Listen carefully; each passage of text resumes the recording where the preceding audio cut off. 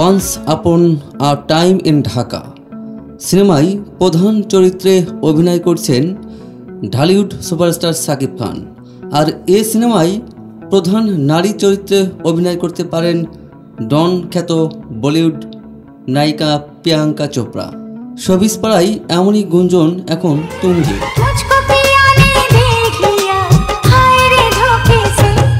নতুন এ সিনেমায় ঢাকার ৯০ দশকের কুখ্যাত আন্ডারওয়ার্ল্ড ডন কালা জাহাঙ্গীরের ভূমিকায় দেখা যাবে সাকিব খানকে।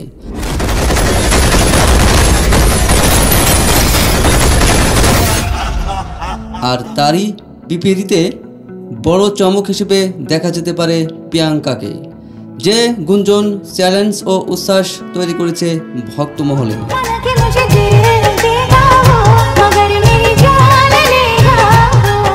সিনেমাটিতে কলকাতার মধুমিতা সরকারকেও দেখা যেতে পারে বলে দাবি করছে কয়েকটি সূত্র।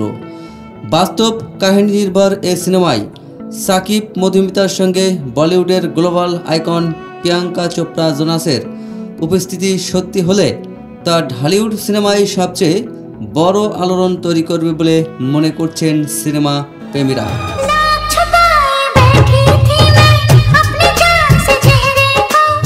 একই সঙ্গে গুঞ্জন সত্যি হলে once upon a time in Dhaka হতে চলেছে বাংলা সিনেমার ইতিহাসে এক যুগান্তকারী ঘটনা। সব পরিকল্পনা মতো এগুলে চলতি বছরের মাঝামাঝিতে শুরু হবে সিনেমার শুটিং। শোনা যাচ্ছে সিনেমাটির বাজেট যেহেতু বড়, তাই কেন্দ্রীয় নারী চরিত্রে বলিউডের আন্তর্জাতিক তারকা প্রিয়াঙ্কা চোপড়াকে কাস্ট করার আগ্রহ রয়েছে নির্মাতাদের।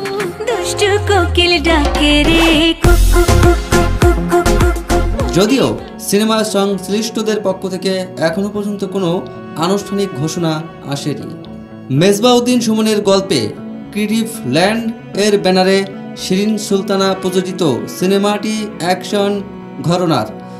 2026 সালের ঈদুল ফিতরে প্রেক্ষাগৃহে সিনেমাটি মুক্তির কথা রয়েছে। কোনো কিছুতেই বাধা দেওয়ার এখতিয়ার কেউ রাখতে পারবে না।